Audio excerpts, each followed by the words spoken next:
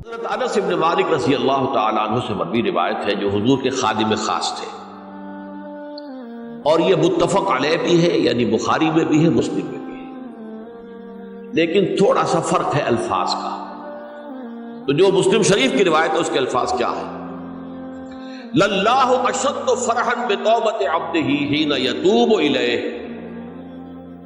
جان لو اللہ تعالیٰ کو زیادہ خوشی ہوتی ہے اپنے کسی گناہ گار بندے کی توبہ سے جبکہ وہ توبہ کرتا ہے۔ کس سے زیادہ ہوتی ہے؟ اب اس کی ایک تفصیل کی، من احدکم، ایک ایسے شخص سے بھی زیادہ بڑھ کر خوشی ہوتی ہے، کان علی راحلتہ بارض فلات، کہ جو بہت ہی دور دراز کے اور سنسان علاقے میں سفر کر رہا تھا، فانتحرفت منہ، اس کی سواری جو ہے گم ہو گئی، وعلیہا طعامہ وشرابہ، اسی پر اس کا کھانا بھی تھا اور پانی بھی تھا، اونٹنی پر سفر کر رہا تھا، اسی پر ہوتا ہے راحلہ جو ہے راستے کا سامان، اچانک کہیں بیٹھا ہے تھوڑی دیر کے لیے سستانے کے لیے، کہیں اونگ آ گئی اور اونٹنی صاحبہ غائب ہو گئی۔ اب آنکھ کھلی اور اس نے دیکھا، فَأَيَّسَ مِنْهَا، تلاش کر کر کے مایوس ہو گیا، کہیں اونٹنی کا سراغ نہیں۔ اب ظاہر بات ہے کسی صحرا میں یہ کیفیت، اس کا مطلب کیا ہے؟ یقینی موت۔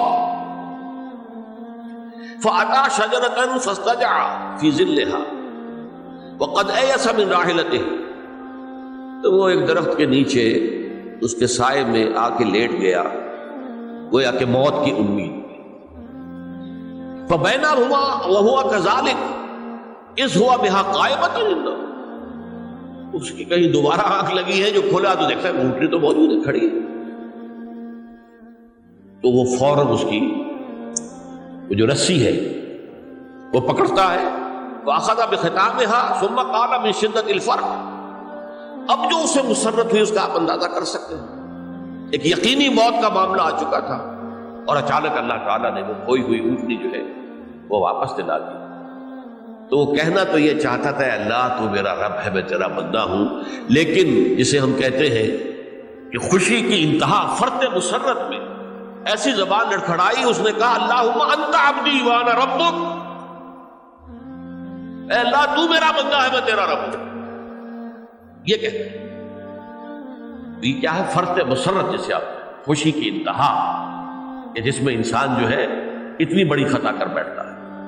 اللہ کو اپنے کسی گناہ گار بندے کی توبہ سے اس سے بھی زیادہ خوشی۔ اب ظاہر بات ہے کہ تماثیل کس لیے؟ بعض لطائف، بعض حقائق اتنے لطیف ہوتے ہیں کہ ان کو بیان نہیں کیا جا سکتا بتمام و کمال، تو مثالوں کا سہارا لیتے اللہ کو کتنی خوشی ہوتی کیا سمجھیں گے؟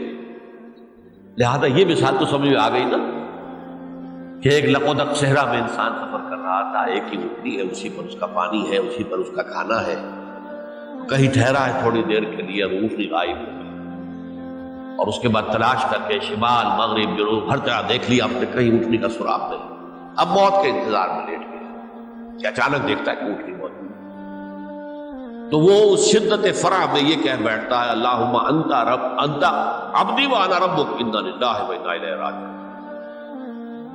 اب دیکھیے ایک حدیث وہ آ رہی ہے، اور اس کو یوں سمجھیے، اللہ تعالیٰ نے جو انسان پیدا کیے ہیں ان کے مزاج مختلف ہیں۔ ان میں کچھ لوگ ہوتے ہیں جو قوی ہوتے ہیں ارادے کے، جو فیصلہ کر لیا ڈٹ گئے۔ کچھ لوگوں میں وہ قوت ارادی اتنی مضبوط نہیں ہوتی، وہ ادھر ادھر سوچتے رہتے ہیں۔ کچھ لوگ جسمانی طور پر بہت توانا ہوتے ہیں، کچھ لوگ جسمانی طور پر پیدائشی طور پر کمزور ہوتے ہیں۔ تو اگر کوئی قوت ارادی کمزور رکھنے والا شخص ہے، وہ بھی تو اللہ کی تخلیق ہے، اللہ کا بندہ ہے، خطاؤں کا ظہور ہو جاتا ہے، توبہ کرتا ہے، پھر کچھ عرصے کے بعد پھر خطا کا ظہور ہو جاتا ہے، پھر توبہ کرتا ہے، تو ہم تو یہ سمجھیں گے کہ ایک حد کے بعد پھر اس کی توبہ قبول نہیں ہونی چاہیے۔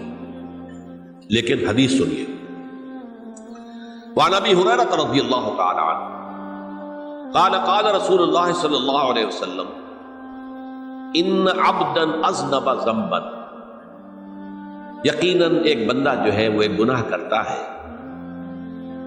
فقال، پھر وہ کہتا ہے رب، اے میرے پروردگار، اذنبت فاغفر، مجھ سے گناہ ہو گیا ہے، مجھے معاف فرما۔ فقال ربہ، تو پروردگار یہ کہتا ہے اعلم عبدی ان لہ ربا یغفر الذنب ویأخذ بہ، میرا یہ بندہ یہ جانتا ہے کہ اس کا ایک رب ہے جو گناہ معاف بھی کر سکتا ہے اور سزا دے بھی سکتا ہے۔ کیا معنی ہوئی؟ گناہ اس نے کیا ہے لیکن جانتا ہے اللہ کو کہ وہ معاف بھی فرما سکتا ہے، تبھی تو وہ اللہ سے معافی کی درخواست کر رہا ہے۔ اس کے اس جاننے کی بنیاد پر، اس کے اس علم کی بنیاد پر، اس کے اس ایمان کی بنیاد پر فرمایا غفرت لعبدی، میں نے اپنے بندے کو معاف کر دیا۔ ثم مکث ما شاء اللہ، پھر وقت گزرا جتنا کہ اللہ نے چاہا۔ ثم اذنب ذنبا، پھر اس سے گناہ ہو گیا۔ فقال رب اذنبت ذنبا فاغفر، پھر کہتا ہے پروردگار مجھ سے گناہ ہو گیا، پھر مجھے معاف فرما دے۔ فقال ربہ، اللہ فرماتا ہے عالم عبدی ان لہ ربا یغفر الذنب ویأخذ بہ، میرا بندہ ہے نا جو جانتا ہے کہ اس کا ایک رب ہے، ایمان باللہ اس کے اندر ہے، تبھی تو پکار رہا ہے، اور یہ بھی جانتا ہے کہ وہ گناہ معاف بھی کر سکتا ہے اور چاہے تو پکڑ بھی سکتا ہے، سزا بھی دے سکتا ہے۔ تو فرمایا، اللہ تعالیٰ فرماتے ہیں میں نے فرمایا کہ میں نے معاف کر۔ ثم مکث ما شاء اللہ، پھر ایک عرصہ گزرا اس کے بعد۔ ثم اذنب ذنبا، پھر اس نے گناہ کیا۔ قال رب اذنبت ذنبا آخر، اس نے کہا پروردگار میں نے تو پھر ایک اور گناہ کر دیا، فاغفر لی، مجھے بخش دے۔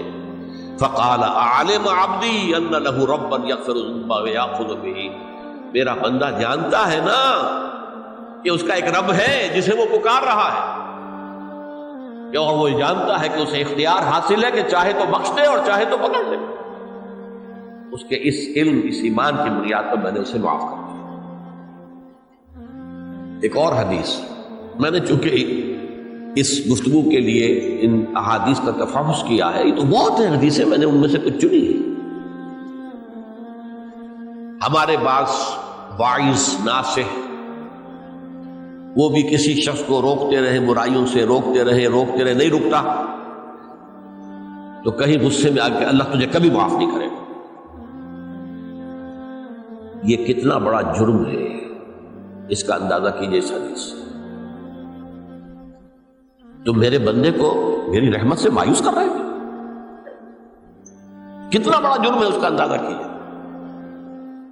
یہ مسلم شریف کی روایت ہے، عن جندب، حضرت جندب رضی اللہ تعالی عنہ سے، ان رسول اللہ صلی اللہ علیہ وسلم حدث، کہ اللہ کے رسول صلی اللہ علیہ وسلم نے ایک واقعہ بیان کیا، ان رجلا قال، کہ ایک شخص نے یہ کہا، واللہ لا یغفر اللہ لفلان، کہ خدا کی قسم اللہ تعالیٰ فلاں شخص کو کبھی معاف نہیں کرے گا۔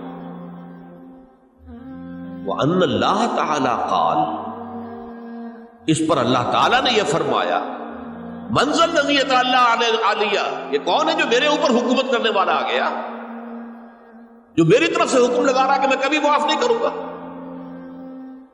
من ذا الذی، کون ہے وہ شخص، الذی یتعالی علیہ انی لا اغفر لفلان، کہ میں فلاں شخص کو کبھی معاف نہیں کروں گا، قد غفرت لفلان، اس کو تو میں نے معاف کر دیا، واحبطت عملہ، اس شخص کے تمام اعمال میں نے ضائع کر دیے کہ تم نے میرے بندے کو مایوس کیا۔ یہ ہے جرم کی انکار۔ تو توبہ کی دعوت دیتے رہو، توبہ کے لیے لوگوں کو آمادہ کرتے رہو، توبہ جو ہے اس کے لیے ترغیب دیتے رہو، اللہ تعالیٰ معاف فرمانے والا۔